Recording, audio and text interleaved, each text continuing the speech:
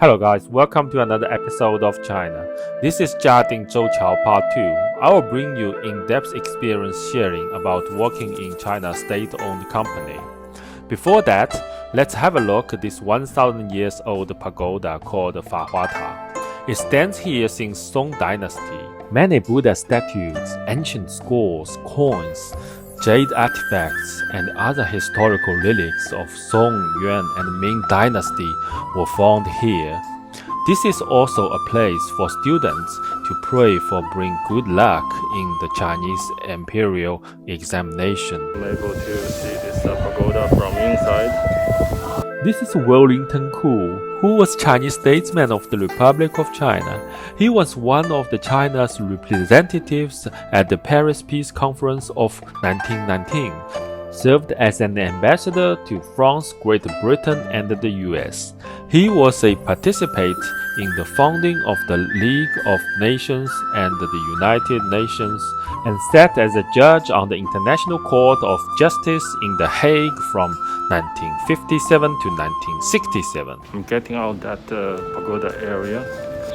The pagoda wasn't opened up to the public, but there was a museum downstairs, and it's an education center to give you a patriotic education.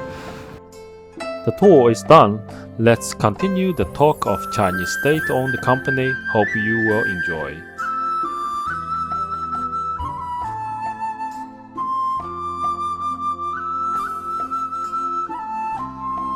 So here's another thing.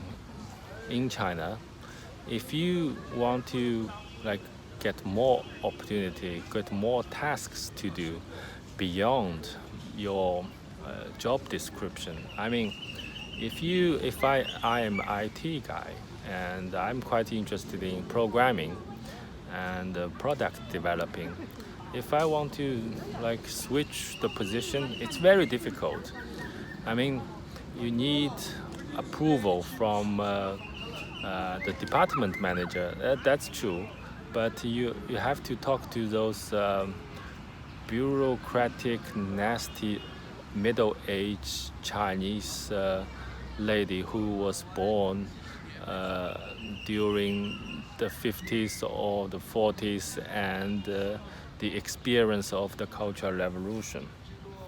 And so you have to talk to them to let them to give you approval to shift the position inside the company, which is really, really difficult. Why? I don't know. They just hold the privilege to decide someone else's fate, and they don't want to give you opportunity unless maybe you give them some bribery things, invite them for luxury meals, send expensive gift to them, then maybe to a certain level. I mean, if you just give them 2 bottles of expensive wine, they will not give you anything back. So you have to keep doing this one more time. Sometimes they will reject you, but you insist more and more and more to a certain level. So if I give them 10,000, they don't think it's enough, so they will hold everything. And you give them another 10,000, they are still so they can start to shifting, and then you keep doing this for a long time, maybe to a certain level, maybe it's 100,000.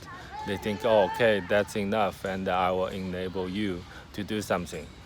So this is the culture fully embedded in the Chinese national companies. And I don't think Grade 60 has this kind of experience. So this is what I'm telling.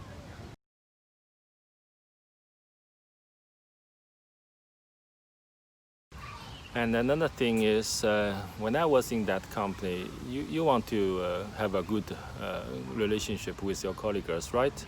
So it is about always inviting people, go out and maybe have dinner together, spend your you have to spend your leisure time with them. and doing crafts, maybe make a joke for someone else, etc. And the drinking culture is very heavy, and you have to drink the alcohol to prove your status and to show you are in a status, want to keep the good connection with those guys in the company as well. So that's just some kind of things embedded into the culture here in China. So it's the drinking culture, and you have to drink all the time, and it's very tedious actually. I mean, it's very boring. You have to drink, drink, drink. So, but I wasn't like super involved into those activities like going nightclub and drinking and doing karaoke things. And I was like in the middle. If they invite me, I will go. If they don't, I will just heading to home. So I didn't like spend too much time on this kind of drinking culture. But for me, it's like boring, and it's unnecessarily to be introduced, always occupied your time. And then when you working in the office, you don't really like talk about your work in the office. It's like you go to those guys' office, they are sitting there like a king. I mean, the management level. For those like average staffs, they also like very lazy. They do like one or two tasks a day maybe, if they have a pretty nice mood. But especially like those human resource managers, they are sitting in their room and doing nothing all the time, just maybe at the end, and they send you a pay slip and give you money.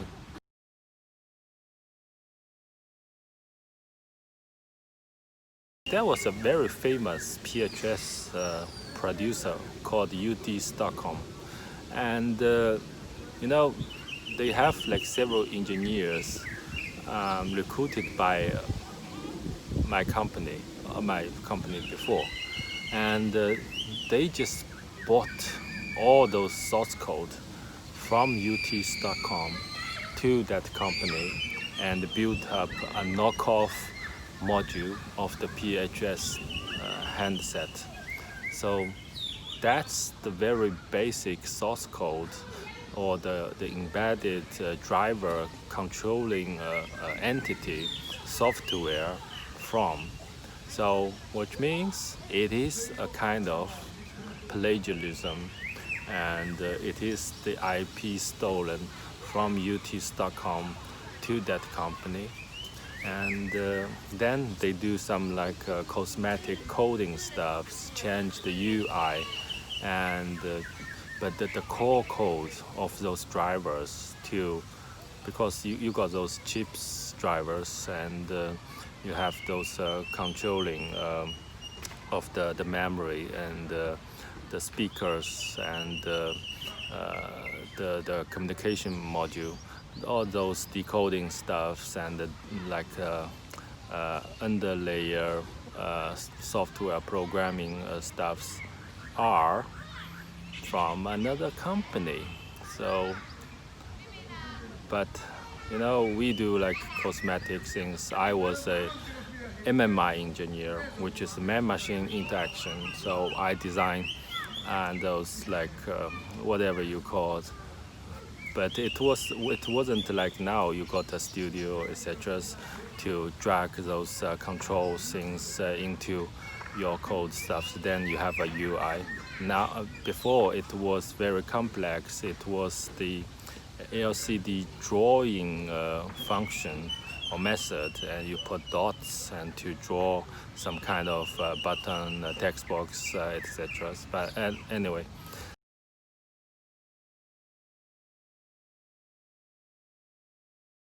So if I did some kind of like a very hard job during that 4 years, now I don't think so. I was like relaxing all the time, and I was earning like easy money actually, because you know, it's all about connections. So I have connections to the high level top management in the company, and which means I don't have to do so much things to earn money. But they don't want to teach me too much. They don't want want me to be in those key position, and they just want to keep you as it is all the time. But for me, it's kind of like not good, because that time I was like 23. So as a young dude, I have some kind of ambition to build up the skills and to ramp up knowledge. And I want to do something in the company, you know. I want to develop my career, but those guys will never enable me to give me opportunity to do anything. And then I was looking for new opportunity inside the company. Like switched the position to be a developer engineer, to do like C programming stuff, so for the embedded system for our devices, etc. But yeah, I mean, you can't say it's bad, but it's also not good. Maybe that is some kind of like ideally job for someone if they want to like stay in a secure comfort zone, because you don't got like too many challenges every day, because you don't have a lot of stress, and you just like in and out every day doing the routine same stuffs. But as a young people, I don't think it's interesting at all.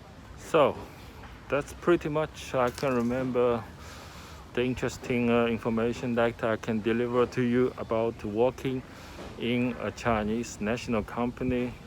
So if you have any questions, if you have any interesting focus on working in a Chinese national company, you can just leave your comment, and maybe if I found it's interesting and I have some associated experience, then I will do another video about working in China. By telling the story of mine is aimed to give you guys an image of how the majority of the state-owned companies look like. The way of working over there is relatively out of the date. Regardless how the media bragging how great the national companies are. But essentially it is a place that isn't very attractive to the people who has ambitions to develop their careers, but it is an ideally place for those who just wanna live without spend too much efforts. It is also not applies to today's Huawei, since as I know Huawei's employees are working very hard, but with less personal time. ZTE is a similar case in this discussion, since ZTE shares many common structural and management conceptions with my previous employer. A lot of street food here. It is time for lunch now.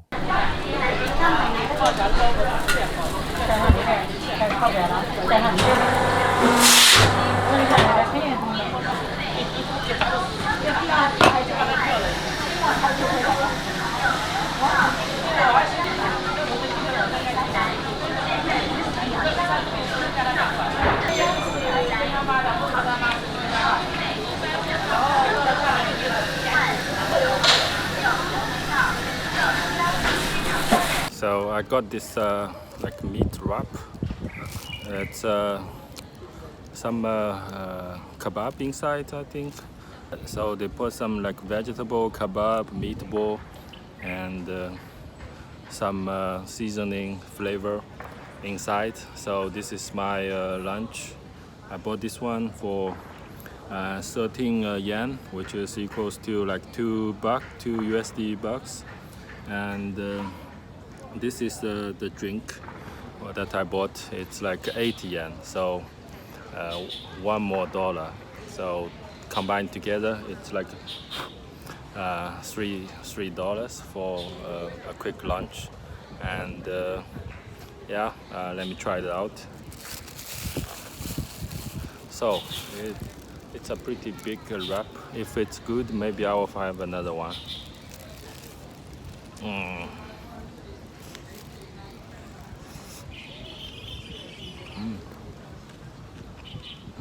Awesome. The flavor is really strong, a little bit spicy. I didn't ask them to put a lot of spicy in it. You can taste out the meat fragrant and the meatball, vegetable combined together. It makes you like a full, awesome flavor inside your mouth. I think if I'm not enough, I will go back to have another one.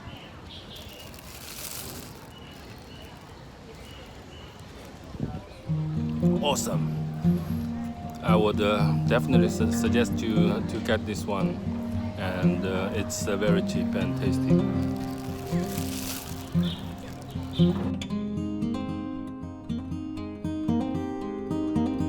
Alright guys, Jiading Zhouqiao travel, food and the storytelling is done within 2 episodes. I hope the efforts that I spend on this channel will bring me more friends have the same value as I do, and we build a community that representing the real China and the Chinese people. Last, please don't forget to subscribe and sum up this channel. See you guys in next video.